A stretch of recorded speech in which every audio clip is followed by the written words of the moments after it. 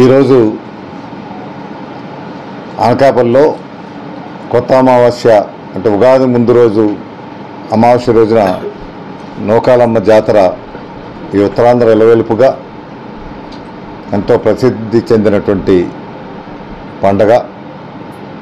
ఈరోజు అందరికీ కొత్త అమావాస్య నూకాలమ్మగా ఆశీస్సులు ఈ ఉత్తరాంధ్ర మీద ఉండాలని, అందరూ కూడా సుఖ సంతోషాలతో ఆనందంగా ఉండాలని రైతులు, కార్మికులు, విద్యార్థులు,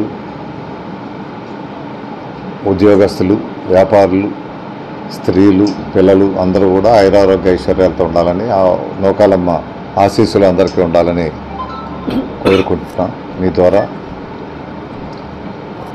నిన్ననే అనకాపల్లిలో వారాహి విజయభేరి ఎన్నికల ప్రచార శంఖారావాన్ని జనసేన అధినేత పవన్ కళ్యాణ్ గారు ప్రారంభించారు. వారు కూడా ప్రారంభిస్తూ నూకాలమ్మ జాతరను రాష్ట్ర పండుగగా జరుపుకుందాం వచ్చే ఏడాది, ఆ తల్లి ఆశీస్సులు అందరికీ కావాలని కోరడమే కాకుండా ఎన్నికలై గెలిచి వచ్చాక మొట్టమొదటిగా నూకాలమ్మ దర్శనం చేసుకుంటా అని చెప్పడం నిజంగా ఎంతో గర్వంగా ఉంది. వారికి నూకాలమ్మ మీద ఉన్నటువంటి విశ్వాసం, ఈ నూకాలమ్మ తల్లి జాతరను రాష్ట్రవ్యాప్త పండగగా రూపొందిద్దామని వారు హామీ ఇవ్వటం ప్రజల తరఫున వారికి నా సంపూర్ణ ధన్యవాదాలు తెలియపరుస్తున్నా. అంతేకాదు, నిన్న జరిగినటువంటి కార్యక్రమం ఇచ్చేసినటువంటి అశేషమైన ప్రజావాహినికి, అన్ని వర్గాల ప్రజలకు, ముఖ్యంగా మహిళలు, చిన్నపిల్లలు, పెద్దలు అందరూ, అన్ని వర్గాల ప్రజలు కూడా వాస్తవాన్ని నిన్న అనకాపల్లిలో అందరూ రోడ్ల మీద ఉన్నారు. ఎవరూ ఇంట్లో లేని పరిస్థితి ఉంది. నవ్వుతో నా భవిష్యత్ విధంగా ఆ కార్యక్రమాన్ని విజయవంతం చేసిన ఈ నియోజకవర్గ ప్రజలందరికీ కూడా నా హృదయపూర్వక నమస్సుమాంజలు. ముఖ్యంగా Bharatiya Janata party, Telugu Desam party, Janasena party నాయకులకు, కార్యకర్తలకు అవిశ్రాంతంగా వారు కృషి చేసి విజయవంతం చేసేందుకు వారందరికీ పేరు పేరున నా హృదయపూర్వక ధన్యవాదాలు. నిన్న రావటమే కాదు, మొదటి నుంచి కూడా ఏ ఉద్దేశంతో అయితే పవన్ కళ్యాణ్ గారితో కలిసి ప్రయాణం చేయాలని నిర్ణయించుకున్నాను. వై పవన్ కళ్యాణ్ అంటే నిన్న కనిపించింది స్పష్టంగా. ఈ రాష్ట్రానికి దశ దిశ నిర్దేశించగలిగే శక్తి ఉన్నటువంటి యువ నాయకుడు పవన్ కళ్యాణ్. అదొకటే కాదు, నిస్వార్థ జీవిగా రాజకీయ పదవులు కానీ అధికారం కానీ ఆశించకుండా రాష్ట్ర యోగక్షేమాలే ముఖ్యమని మరొకసారి తెలియపరుస్తూ, ప్రశ్నించడమే కాదు, మేము అధికారంలోకి వచ్చాక మేము చేయకపోయినా మమ్మల్ని మీరు ప్రశ్నించండి అని ధైర్యంగా అడగగలిగే నాయకత్వం ఒక పవన్ కళ్యాణ్ గారిలోనే ఉంది. జవాబుదారీతనం రాజకీయాల్లో ఉండాలని, ప్రజా జీవితంలో ఉండాలని నమ్మినటువంటి వ్యక్తి. అభిప్రాయంగా యువతకు, నెక్స్ట్ జనరేషన్కి తీసుకువెళ్ళగలిగేటువంటి నాయకత్వం పవన్ కళ్యాణ్లో ఉంది. నిన్న సమావేశం వల్ల ప్రజలు ఎంత విశ్వాసంతో ఉన్నారు, అన్ని వర్గాల ప్రజలు.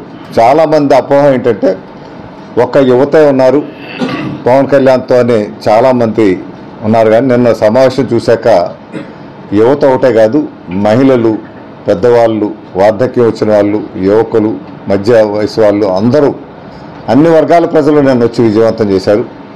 విజయవంతం చేయడే కాదు, వారిలో మా కుటుంబంలో ఒక సభ్యుడిగా పవన్ కళ్యాణ్ గారిని చూసుకున్నారు. ఆయన కూడా చెప్పారు నిన్న మాటల్లో, గాజువాకలో ఓడిపోయినా, భీమవరంలో ఓడిపోయినా ప్రజల గుండెల్లో నేను చిరస్థాయిగా ఉన్నాను, అదే నా గెలుపు. ఈ ప్రజాస్వామ్యంలో గెలుపు ఓటములు అన్నవి తాత్కాలికంగా పోయేటువంటి మజిలీలు అని, ఏ విశ్వాసంతో అయితే ప్రజలు ఆయన మీద నమ్మకం పెట్టుకున్నారో ఆ నమ్మకం వమ్ము కాకుండా చేసే బాధ్యత తీసుకోవడమే కాకుండా రాష్ట్రాన్ని సరైనటువంటి మార్గంలో ప్రజాస్వామ్యబద్ధంగా రాష్ట్రాన్ని తీర్చిదిద్దుతామని ఆయన స్పష్టంగా తెలియపరిచారు. ఉదాహరణకి పోలవరం ప్రాజెక్టు, ఎందువల్ల బీజేపీకి స్థానాలు ఇచ్చాము అన్నది కూడా స్పష్టంగా చెప్పారు. ఎందువల్ల గత 3 సంవత్సరాలుగా బీజేపీతో కలిసే ఎన్నికలకు వెళ్ళాలని నిర్ణయించుకున్నారో కూడా చెప్పారు. కేంద్ర ప్రభుత్వం అవసరం పూర్తిగా ఉంది కాబట్టి మోడీ గారి సహాయ సహకారాలతోనే ఈ రాష్ట్రాన్ని అభివృద్ధి పరుచుకోగలుగుతాం అని విశ్వసించారు. కాబట్టి వీరి మాట మీద మోడీ గారు కూడా అంత గౌరవం ఉంచి ఎన్డీఏలోకి తెలుగుదేశం పార్టీని కూడా ఆహ్వానించి ఈ రాష్ట్రంలో ఉన్నటువంటి సమస్యలు ఏవైతే ఉన్నాయో విభజన ద్వారా వచ్చినటువంటి సమస్యలు కానివ్వండి, పోలవరం లాంటి అతి ముఖ్యమైన ప్రాజెక్టు, పోలవరం లేకపోతే అసలు ఈ రాష్ట్రం మనుగడే లేదు. పోలవరం ప్రాజెక్టు కానీ, ఉత్తరాంధ్ర సుజల స్రవంతి కానీ, అదేవిధంగా స్టీల్ ప్లాంట్ ప్రజలు సహకరించి యూనియన్లు కూడా సహకరించినప్పుడు స్టీల్ ప్లాంట్ గురించి తప్పనిసరిగా వెళ్తాం. అనకాపల్లి సీటు బీజేపీకి కేటాయించడానికి కూడా అదే ముఖ్య కారణాన్ని కూడా స్పష్టంగా చెప్పారు. ఈరోజు పూర్తి విశ్వాసంతో ఏ కార్యక్రమాలు అయితే చెప్పారో నాకైతే పూర్తి నమ్మకం ఉంది. ఇంతవరకు మోడీ గారు ఇది డబుల్ ఇంజిన్ సర్కార్ అని చెప్తున్న రాష్ట్ర కేంద్ర ప్రభుత్వాలు ఉండాలని, కానీ కోదినామ సంవత్సరంలో మన రాష్ట్రంలో ట్రిపుల్ ఇంజిన్ సర్కార్ ఏర్పడబోతుంది. ట్రిపుల్ ఇంజిన్ సర్కార్ అంటే ఒకటి మోడీ గారి గవర్నమెంట్, కేంద్రంలో బీజేపీ గవర్నమెంటు, రాష్ట్రంలో తెలుగుదేశం బీజేపీ జనసేన పొత్తుతో ఉన్న గవర్నమెంటు, మూడో ఇంజిన్ అంటే అది పవన్ కళ్యాణ్ గారు. ముగ్గురు వెళ్తారు. ఇప్పుడు 3 ఇంజిన్ గవర్నమెంట్ ఈ రాష్ట్రంలో రాబోతుంది. మొట్టమొదటిసారి దేశంలో ట్రిపుల్ ఇంజిన్ గవర్నమెంట్ రాబోతా ఉంది. ఈ గవర్నమెంట్ ద్వారా తప్పనిసరిగా అన్ని కార్యక్రమాలు, ఈ పెండింగ్ సమస్యలు కానీ, కలుషితమైనటువంటి రాజకీయాలు రూపొందించి ఒక సిద్ధాంతపరమైనటువంటి రాజకీయాలు, అభివృద్ధి రాజకీయాలు చేయాలనేటువంటి సంకల్పంతో పవన్ కళ్యాణ్ గారు ఆలోచిస్తూ ఉన్నారు. ఆయన ఆలోచనకి ప్రజలు నిరాజనం పలుకుతున్నారు. నిన్న చెప్పారు, ఎన్ని సీట్లు తీసుకున్నాం అన్నది ముఖ్యం కాదు, ఏం చేయబోతాం అధికారంలోకి వస్తే అన్నది ముఖ్యంగా తీసుకున్నాం తప్పితే సీట్ల గురించి ఆలోచించలేదు. సీట్ల గురించి ఆలోచించే టైం ఇంకా చాలా ఉంది. ఇప్పుడు మట్టుకు ఒక సమర్థవంతమైనటువంటి నాయకత్వం రాష్ట్రానికి కావాలనే ఆలోచనతోనే చంద్రబాబు నాయుడు గారికి పూర్తిగా మద్దతు ఇస్తున్నామని కూడా తెలియపరిచారు. ఒక అనుభవశాలైనటువంటి ముఖ్యమంత్రిగా గతంలో చాలా పర్యాయాలు చంద్రబాబు నాయుడు గారు అధికారం చేయడం జరిగింది. స్థానిక సమస్యలు ఏవైతే ఉన్నాయో, స్టీల్ ప్లాంట్, పోలవరం కాకుండా అనకాపల్లికి సంబంధించి ముఖ్యమైన విషయాలు కూడా ప్రస్తావించారు. ఎందుకంటే అనకాపల్లి జిల్లా కేంద్రంగా రూపొందించాక ఒక్క ఆఫీస్ బిల్డింగ్ కూడా, భవనం కూడా సొంత భవనం లేదు, అన్నీ కూడా అద్దె భవనాలు ఉన్నాయి. ఒక మంచి కలెక్టరేట్ ఆఫీస్ కాంప్లెక్స్ ఏర్పాటు చేస్తామని తెలియపరచడం జరిగింది. అందులో అన్ని డిపార్ట్మెంట్స్ కూడా ఉండే విధంగా, దీంతో పాటు మంచి పార్కులు అనకాపల్లిలో లేవు, పార్కులు ఉంచాలి, వాకింగ్ ట్రాక్, యోగా సెంటర్స్, అట్లా చిన్నపిల్లల పార్క్ అంతే కూడా. అక్కడ శారదా బండ్ పార్క్ ఏదైతే గతంలో మధ్యలో ఆగిపోయిందో అన్నమయ్య పార్క్ వరకు వచ్చి అది పూర్తి చేస్తామని మా జనసేన పార్టీ తరఫున పవన్ కళ్యాణ్ గారు పూర్తిగా హామీ ఇవ్వడం జరిగింది. అనకాపల్లి విషయంలో ముఖ్యంగా రైతులకు సంబంధించి ఏవైతే 11 గ్రోయిన్స్ ఉన్నాయో అన్ని గ్రోయిన్స్ తక్షణమే అవన్నీ పూర్తిగా తయారు చేసి రైతుల కాలువలు కూడా పక్కగా చేసి రైతులకు అందరికి కూడా ప్రతి చుక్క నీరు రైతుకి ప్రతి ఎకరాకి అందే విధంగా కార్యక్రమం చేస్తాననేసి హామీ ఇవ్వటం జరిగింది. వీటితో పాటు మనకి డంపింగ్ యార్డు ఏదైతే జటిలమైన సమస్యగా ఉందో దాని మీద పూర్తి స్థాయిలో మాట్లాడి దానికి ఒక మంచి ట్రీట్మెంట్ ప్లాంట్ ఒకటి పెట్టి కాలుష్యం రహిత ట్రీట్మెంట్ ప్లాంట్ ఒకటి తీసుకురావాలనేది పరిష్కారం చేస్తామని చెప్పారు.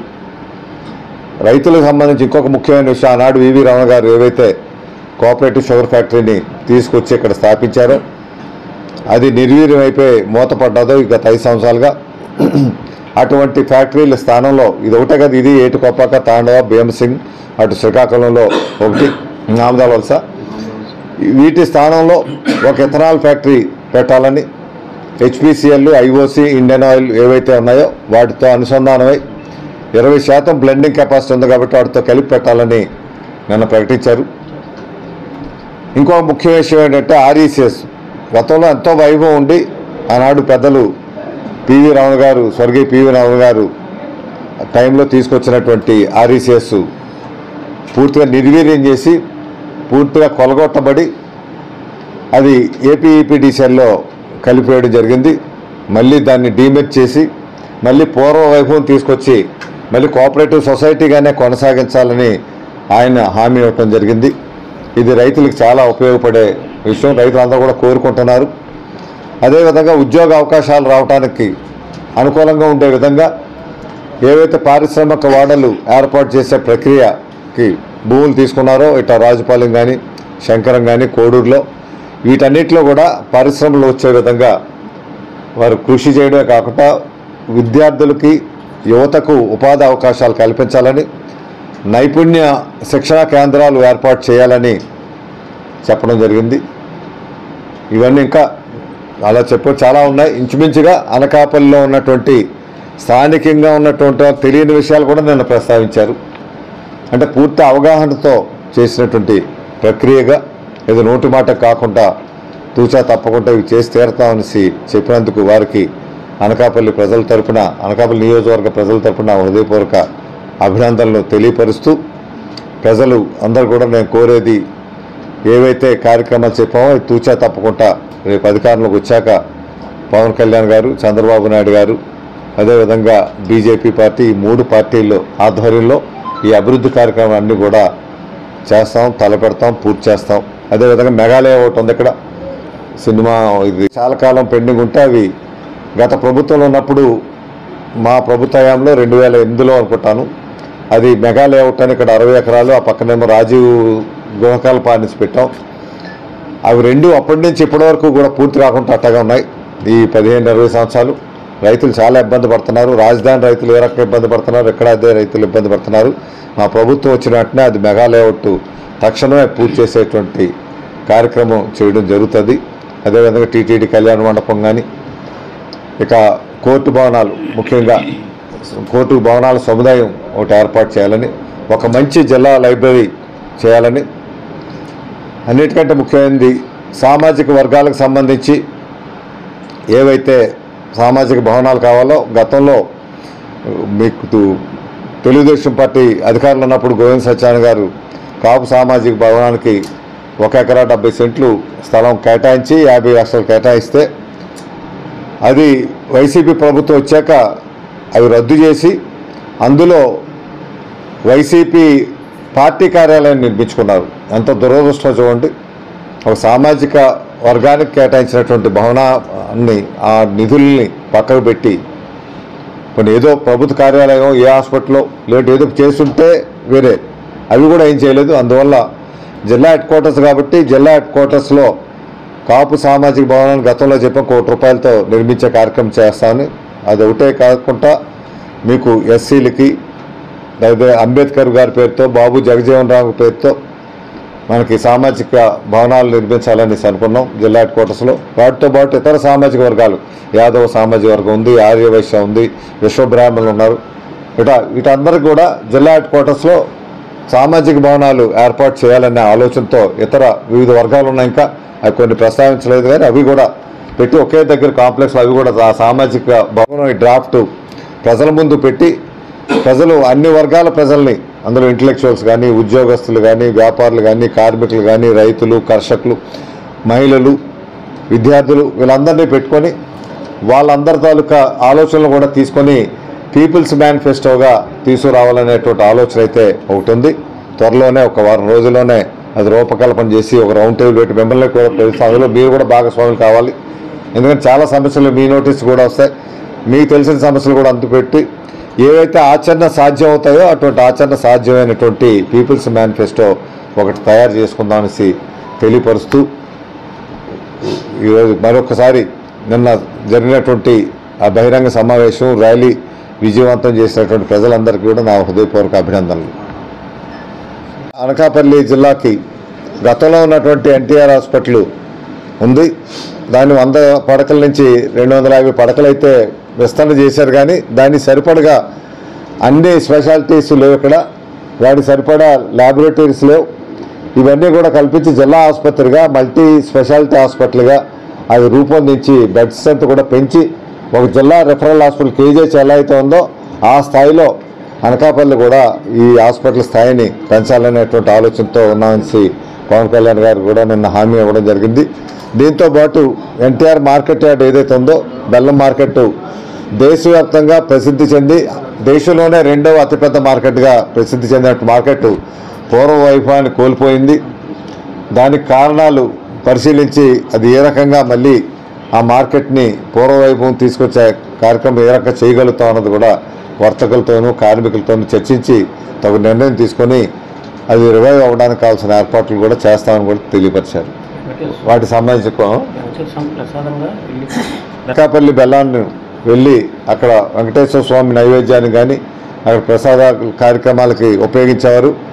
దురదృష్టవశాత్తు ఈ ప్రభుత్వం వచ్చాక ఇక్కడి నుంచి ఆంధ్ర రాష్ట్రంలో తయారైన బెల్లం మరి వెంకటేశ్వర స్వామికి నైవేద్యం కాకుండా ఇతర రాష్ట్రాల నుంచి తెప్పిస్తున్నారు. ఆ ప్రక్రియని ఆపి ఈ రాష్ట్రం నుంచే ఇక్కడి నుంచి అనకాపల్లి నుంచే మళ్ళీ అయ్యే విధంగా వారు చర్యలు తీసుకుంటారని కూడా తెలియపరిచారు.